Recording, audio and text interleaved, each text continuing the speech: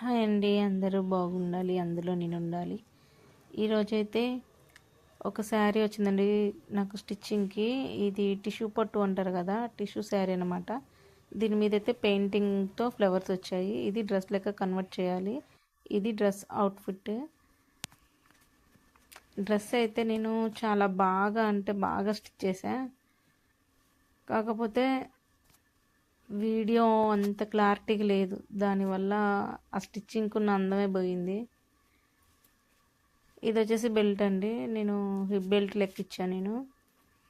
ఇది చూడండి గేర్ అయితే, ఓ అసలు ఎంత పెద్ద గేరానో ఇది. ఇది టిష్యూ కాబట్టి అసలు లెంత్ లెక్క కనిపించట్లేదు. ఇప్పుడు బ్యాక్ సైడ్ నెక్ చూపిస్తా. బ్యాక్ సైడ్ వచ్చేసి ఇలా బోట్ నెక్ ఇచ్చి సేమ్ ఫ్రంట్ లెక్కనే, ఫ్రంట్ ఏమో స్వీట్ హార్ట్ నెక్ కదా, బ్యాక్ సైడ్ కూడా అంతే, కానీ కొంచెం లోతు ఇచ్చాను నేను. చూడండి ఎంత అసలు వేసుకుంటే అంత బాగుంటుంది అనమాట ఈ డ్రెస్. నెక్స్ట్ ఇది అండి ఓవరాల్ డ్రెస్ అవుట్ఫిట్ వచ్చేసి.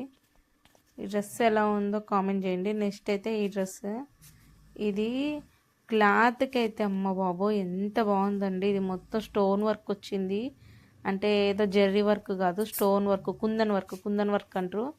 డ్రెస్ అయితే పట్టు అనమాట, చాలా బాగుందండి. దాని మీద బాటమ్ వచ్చింది.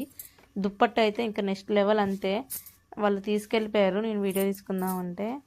ఆ డ్రెస్ మొత్తం స్టిచ్ చేశాక చూడండి, వేస్ట్ క్లాత్ కటింగ్లో ఇది మిగిలింది. వేస్ట్ క్లాత్ కొంచెం కూడా మిగలే కటింగ్లో, ఇంకా స్టిచ్చింగ్ చేశాక ఇంకా ఇది మిగిలింది వేస్ట్ క్లాత్.